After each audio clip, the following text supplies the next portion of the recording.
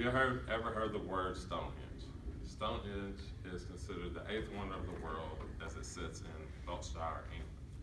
Stonehenge is from an early part of history that History.com refers to through radiocarbon dating to be between 3000 and 1600 BC.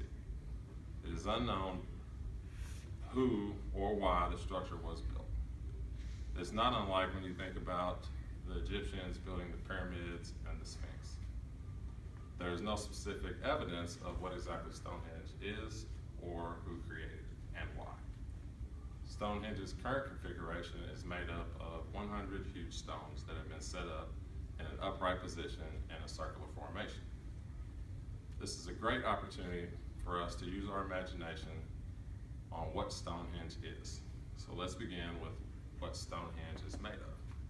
Stonehenge is comprised of two basic stones. The larger vertical stones are called sarsen stones and weigh up to 45 tons, while the smaller blue stones, which form the inner circle at Stonehenge, are estimated to come from about 200 miles away, near Wales, England.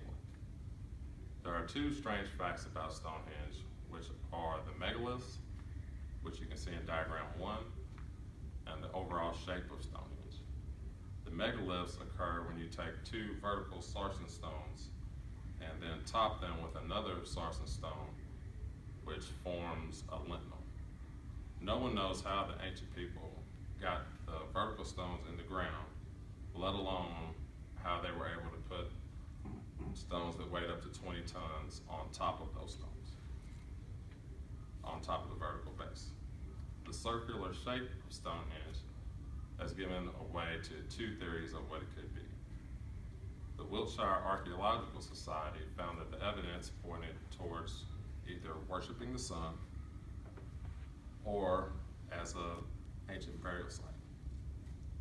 Stonehenge could also be found to be the burial site for the reason that the overall shape being circular in nature and also having the taller stones in the middle. The taller stones were about 20 feet taller than the outside edge. Another theory about Stonehenge is that it could be a form of worship of the sun because of the way Stonehenge sits, that during the summer solstice, if you stand in a certain position in Stonehenge, you can see the sun rise up through the middle of the stones. There is also evidence of this theory because of the increased height combined with the way the stones come in the circular nature and the way the sun comes through them.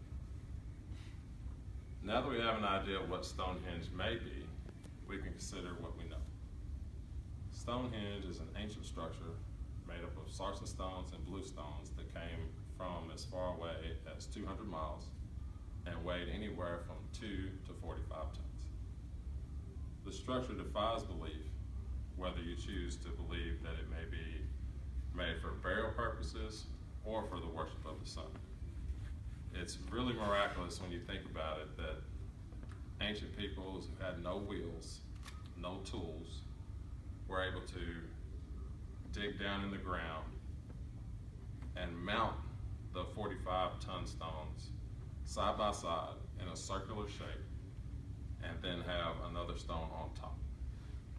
And specifically, the blue stones that came from so far away as 200 miles that archaeologists cannot figure out how they got the stones from Wales to Wiltshire, England.